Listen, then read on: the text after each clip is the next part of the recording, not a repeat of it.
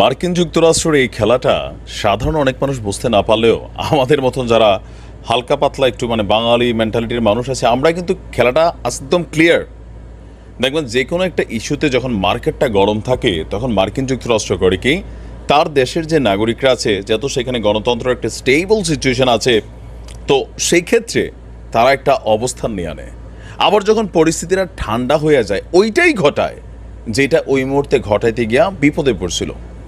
গেল কয়েক মাস আগে, সম্ভবত গত মাসে, কয়েক মাস না, আপনাদের খেয়াল থাকার কথা যে রাফাতে ইসলি যখন অভিযান চালানো শুরু করলো রাফাতে, তখন একটা বড় ধরনের অস্ত্রের চালান আটকে দিয়েছিল কারা? মার্কিন যুক্তরাষ্ট্রের সরকার। এমনকি এটা নিয়ে বেশ প্রশংসাও তিনি বা তাদের সরকার পেয়েছিল। উত্তাল জনতার রাজপথে ছিল, খেয়াল আছে তো, একটি স্টুডেন্ট আন্দোলন থেকে ব্যাপক ধর পাকড় ওই সিচুয়েশনে আইসা পরিস্থিতিটাকে কাভার দেওয়ার জন্য 2000 পাউন্ড একটা বোমার চালান ছিল, সেই চালানটা স্থগিত করেছিল মার্কিন প্রশাসন। কিন্তু এখন যখন পরিস্থিতিটা ঠান্ডা হয়েছে, সেই পুরান খেলা আবার নতুন করে শুরু করতে যাচ্ছে। তবে এই মেশিনগুলো কিন্তু দিচ্ছে লেবাননের বিরুদ্ধে বা হিজুদের বিরুদ্ধে নিজেদের সামরিক সক্ষমতাকে আরও কয়েক ধাপ বাড়িয়ে নেওয়ার জন্য। আপনার নাম প্রকাশে অনিচ্ছুক একজন মার্কিন কর্মকর্তা তিনি তথ্য দিয়েছেন যে এবার 500 পাউন্ড বোমা পাঠাচ্ছে যুক্তরাষ্ট্র। কোথায় যাচ্ছে? ইসলি সেনাবাহিনীর কাছে। বলা হচ্ছে যে গত মে মাসের শুরুর দিকে যুক্তরাষ্ট্র ইসরায়েলের জন্য 2000 পাউন্ড বোমার চালান স্থগিত করেছিল, কারণ তখন দক্ষিণাঞ্চলীয় রাফায় বড় ধরনের স্থল অভিযানের প্রস্তুতি নিচ্ছিল ইসরায়েল। যুক্তরাষ্ট্র সরকার ওই অভিযান শুরু করার ব্যাপারে বিরোধিতা করে আসছিল। তবে যুক্তরাষ্ট্রীয় কর্মকর্তা বলছেন এখন রাফায় ইসলির অভিযান বন্ধের ঘোষণা দেওয়ায় দেশটিতে 500 পাউন্ড বোমা তারা সাপ্লাই করার কাজ শুরু করেছে, নাম প্রকাশ না করার শর্তে। কেন নাম প্রকাশ করে না?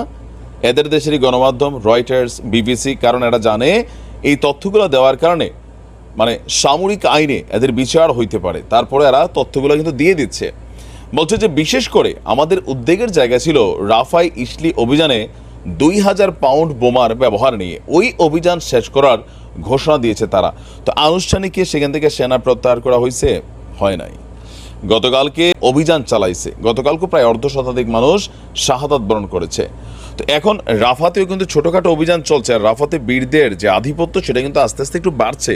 তো এই সিচুয়েশনে আইসা একযুদ্ধ হইতো যে না, পুরো রাফা সাইরা চলে আসছে, যে ফাইন আমরা তো এখান থেকে চলে আসছি, আমাদের কোনো বাহিনী টাহিনী নাই, যা সামরিক ঘাটিগুটি আছে তাবুটুবু টানাইয়া চলে আসছি, দেন ফাইন, যে তারা তাদের নিরাপত্তার জন্য মিত্রশক্তি হিসেবে দিতে পারে। কিন্তু এখন তো ভাই অভিযান চলছে, শতভাগ সেনা তো প্রত্যাহার করে নাই। তো সেইখানে যে 500 পাউন্ড বোমা দেওয়ার আবার ঘোষণা দিল, তো আমি আসলে বুঝতে পারি না আর কি যারা কি চায়। তবে ওই যে ফিলির জনগণের জন্য অর্থনৈতিক সহযোগিতা একটা পাঠানোটা ঘোষণা দিয়েছে মার্কিন যুক্তরাষ্ট্র। আর ইসলিকে কি দেবে? মেশিন দিয়ে তোমরা মারবা, তারপরে সেই না খা ভুঙ্গা জাতিকে আমরা কাপড় দিব, টাকা দিব, বিমান থেকে আমরা বিস্কুটের ক্যান পাঠাবো, চকলেটের ক্যান পাঠাবো। আমেরিকা বলছে 500 পাউন্ড বোমা নিয়ে আমাদের দুশ্চিন্তা নেই, সেক্ষেত্রে স্বাভাবিক প্রক্রিয়ার অংশ হিসাবে এগুলো দেওয়া হচ্ছে। আপনার কি বলে যে মার্কিন কর্মকর্তারা বলছেন যে আমরা যদি দেখি সামরিক খাতে ইসলিকে এখনও সহায়তা দানকারী দেশগুলোর শীর্ষ তালিকায় আছে যুক্তরাষ্ট্র। তবে এই মুহূর্তে কিছুটা ঘাটতি তৈরি হয়েছিল মেশিনারি সাপ্লাইয়ের, সেটা আবার রিফিল করে দিচ্ছে যুক্তরাষ্ট্র। তো এখানে খেলাটা কি হইলো?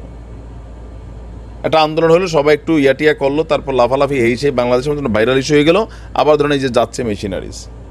তবে আমি এক্ষেত্রে আবার ভয় পাচ্ছি না, কারণ কি এবার খেলাটা লেবাননের সাথে বাবা খেলা হবে, সেখানে খেলার জন্য অনেক কিছু ওই বীরদের কাছেও আছে।